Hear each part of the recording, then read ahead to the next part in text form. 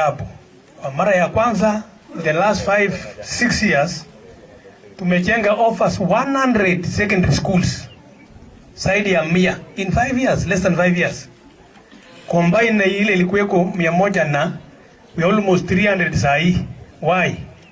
Yamaanisha Wapokot wanataka kusoma siku hizi. Na kama mtu anataka kukula ako na njaa mpa. So Ministry of Education sometimes inasema ati stop, hapa register new schools, stop. Na sisi wakati mlikuwa na register tulikuwa hatujazaliwa. So this is our time, it is our season. So my request Mr. Minister sir, tuendelee kurejesha shule ikiwezekana. Kama watu wako wateja weka. So watu wasome. Umesikia Mr. Minister, tuko na shortage. Hii ni hasara kubwa.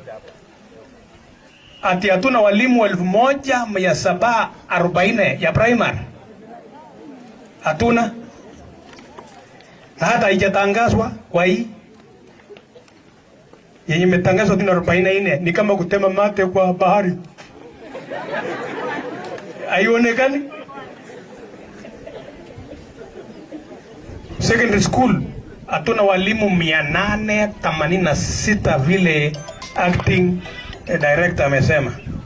Na haijatangazwa, ile matangazwa ni ya hii shule mpya inaitwa GSS. Hata sijui kusema vizuri hiyo. Sababu ni mpya. Kama hatuna walimu ya secondary school kama hii, hatuna walimu 3 kwa hii shule vile tumesoma saa hii na kuangalia. The director, the chairman was saying 2, he was being lenient, ni 3. Kama hatuna 3 hapa, sembuse zile mashule zingine. So Mr. Minister, umekuja the right time. Na mwenye ana akiomba asikizwe. Ama nyinyi mmeshiba. Mwisho, delocalization. Hii kitu inaitwa delocalization. Kwa Kiswahili ni nini? Na kwa Kipokot ni nini? Imetuumiza kusema ukweli. What we did together with the leadership yenye wako sahi county government yangu ilikuwa juzi na nitarudi.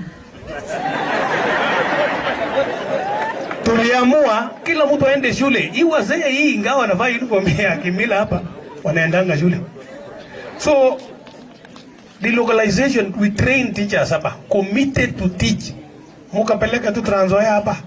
Wameomba juzi wanarudi. Sijui nani amefunga hii watu wasikuje. Mtu ametaka kuja nyumbani kufundisha huko reserve. Wale reserve kabisa kuna manyumba kulala, locals wanaweza.